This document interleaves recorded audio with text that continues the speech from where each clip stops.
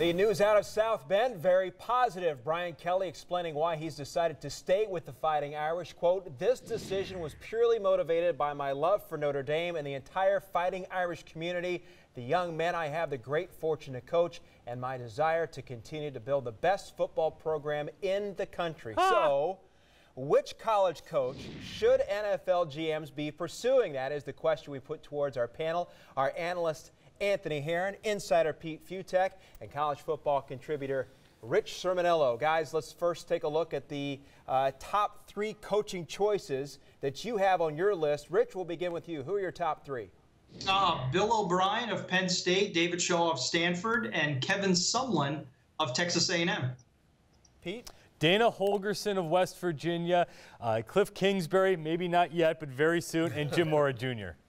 And I'm going Urban Meyer, and I also agree Kevin Sumlin's a great choice as well. And then I throw Charlie Strong in there as well as a guy who's finally getting the recognition he deserves as a head coach. All right, so Ant, you and Rich agree on Kevin Sumlin. What makes him ready for that next step to the NFL?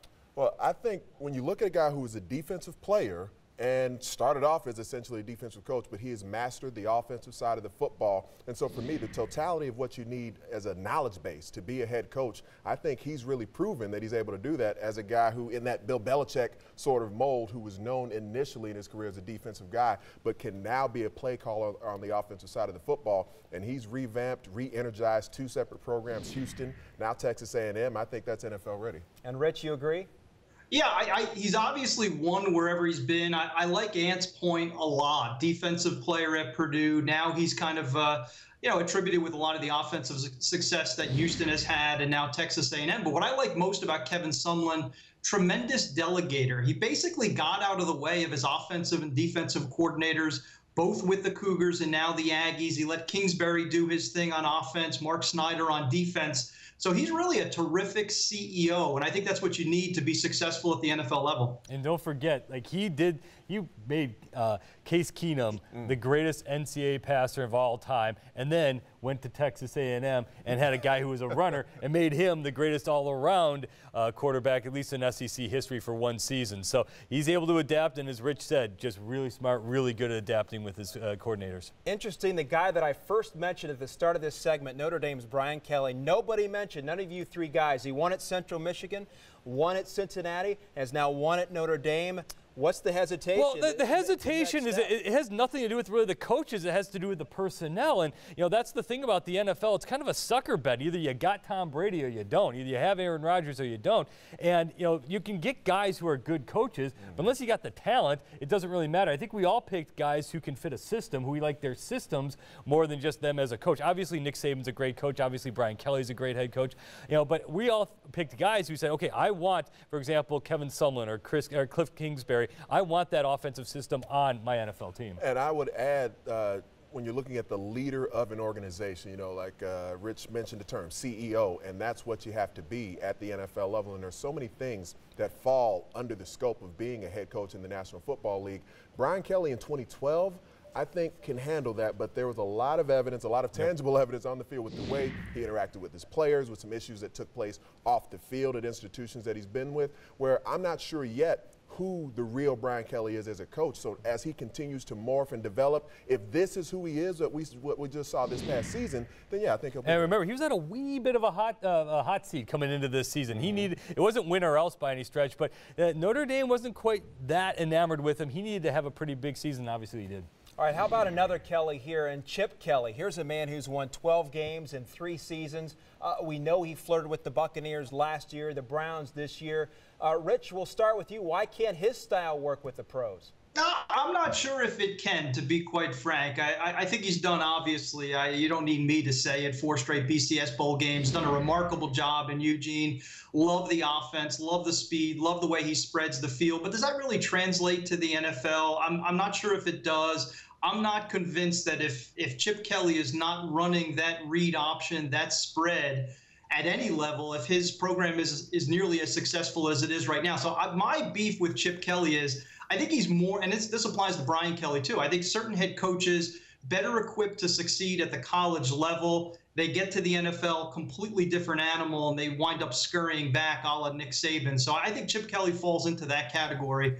in my opinion. But then again, it goes back to style. Like Chip Kelly as a coach, maybe not. You stick him right now in the Cleveland Browns, it might not work. But you put, I mean, they brought him in at New England to see how they can hurry up the offense even more with Tom Brady. You give him Tom Brady in that offense, and you adapt Chip Kelly's principles to an offense that likes to speed things up. Give him Drew Brees, give him Aaron Rodgers, give him Eli Manning. That thing would work. Again, you give him the Kansas City Chiefs and Brady Quinn, that's not going to work. But Pete, to the point you were making a moment ago about system, though, Chip Kelly's system, while the tempo of it certainly suits the NFL as we see the modern day game going, but the reason I have a guy like Urban Meyer on my list instead is a guy who does run the spread option running game. He's not really a spread pass guy as much, but I think Urban Meyer's system is really more geared towards the NFL where there's not quite as much a dependency on spreading the field. He utilizes the tight end. He can run the power play where you double at the point of attack. You can pull the backside guard. I like Urban Meyer's spread as something that we see with the modern day NFL quarterback. We all know about Robert Griffin III. We know what Cam Newton's doing with the Carolina Panthers. We see the modern day NFL quarterback being able to implement some of those things. So I see Urban Meyer being a guy system-wise more NFL. And now the big question is, can you have those guys without getting them killed? The big RG3 question. Can you keep him in the pocket, make him more Russell Wilson-like, where he can become a pocket passer and not have to rely on just his speed? All right, well, we can't have a coaching conversation without talking about Nick Saban in 2 years with the Dolphins, won just 15 games. Rich, why wouldn't you pursue him if you ran an NFL team? Well, I wouldn't pursue him right now because I think he'd be out of his mind to leave Tuscaloosa. He obviously has that system rolling incredibly well, will continue to do so. I think he's headed towards being a legacy coach if he's not already at this particular time. He is in that pantheon. So I think to try to convince Nick Saban that it's time to go back to the NFL, I wouldn't want to be the GM that has to do that. And again, I think it really comes down to motivational styles. Some coaches like Nick Saban will resonate with 18, 19, 20-year-olds. Does it work the same way with 30-year-old professionals, men that have been doing this for a decade? I don't think it does. So he is uniquely positioned to be one of the all-time great coaches if he stays at the college level. I'm a GM. I don't touch him at this point. Rich, I think the point you made there at the end is the more important one when you're talking about Nick Saban transitioning to the NFL, because he's been there, he's done that. We've seen how this works, or in the case of the Miami Dolphins, doesn't work. He's been around the National Football League. It's something that people consistently use against Alabama as a negative recruiting tool, saying that Saban's headed back. But the thing I think, and similar to the point I made with Brian Kelly, I see a coach who is in transition a bit. It's funny to see where Nick Saban is willing to smile at this point over these years, these championships, a guy who's lightened up a bit. That is a guy who can maybe transition back to the NFL and have a mentality that suits the professional athlete, because we've seen how Nick Saban can manage the amateur athlete and that hard nose, that kind of really grinded out mentality. You got to really be able to shift that paradigm a bit when you go back to the NFL. Tom Coughlin'd it up a little bit. Tom Coughlin famously lightened up a little bit, and all of a sudden the team reacted to him.